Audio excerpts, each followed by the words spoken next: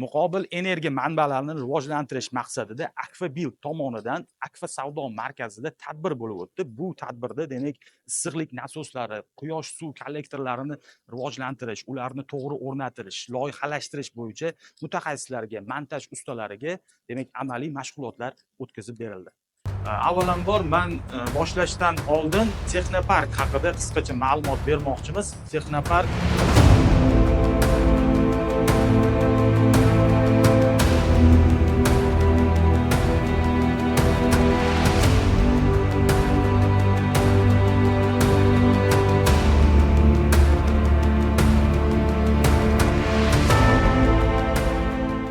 hozirgi kunda Akfabuild tomonidan Royal brendi ostida ikki xil turda, ya'ni yassi panelli va vakuum qurilmali quyosh kollektorlari taqdim qilinmoqda va bu quyosh kollektorlari bo'yicha ham texnik tavsiflari tushuntirib borildi. Akfabuild tomonidan taqdim etilayotgan issiqlik nasoslarining afzal tomonlari nimada? Avvalambor, cho'pli pol orqali demak xonadonlarni isitish imkoniyati bor. Shuningdek, fanko'llar orqali sovutish imkoniyati va albatta issiq suv olish imkoniyatini beradi. Ya'ni 1 kilovat elektr energiya sarflagan holatda 4 kilovat issiqlik energiyasini olish imkoniyati bor.